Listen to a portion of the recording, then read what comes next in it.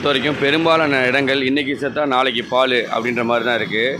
அதில் குறிப்பாக அரும்பாக்கம் இந்த ஜங்ஷன் பார்த்திங்கன்னா ரொம்ப முக்கியமான ஜங்ஷன். ஸ்கூலுக்கு பிள்ளைங்க போகிறது வர்றதுன்னு பயங்கர முக்கியமான ஜங்ஷன். பஸ்ஸு ரூட்டு வேறு இதை உடச்சி போட்டு ஒரு வாரமாகுது. ஒரு ஆள் கூட வேலை செய்கிறது கூட இல்லை. இந்த பாருங்கள் எவ்வளோ ஸ்கூல் பசங்க முக்கியமான ஜங்ஷனுங்க. இவ்வளோ தான் ஆகலாம். இதுலேயே தான் பஸ்ஸும் போய்க்கணும். இந்த பக்கம் பாருங்கள், இதுலேயும் தான் இதெல்லாம் கொஞ்சம் ஸ்பீடாக செய்கிறதுல என்ன ஆகிட போகுது. ஒரு நாளில் செய்யலாம். எங்கள் சந்தில் தான் போட்டு சாவடிக்கிறீங்க, அது பரவாயில்ல. இது மெயின் ஜங்ஷன். ஒரு நிமிஷம் தான், ஒரு வினாடி தான்.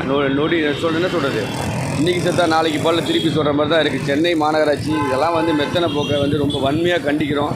இதை உடனடியாக சரி செய்து கொடுக்கணும்னு இங்கே உள்ள ஆணையர்களுக்கு தெரிவிக்கிறோம். இதை நீங்கள் முடிஞ்ச வரைக்கும் ஷேர் பண்ணி விடுங்க. இதெல்லாம் உடனே செய்யணும்.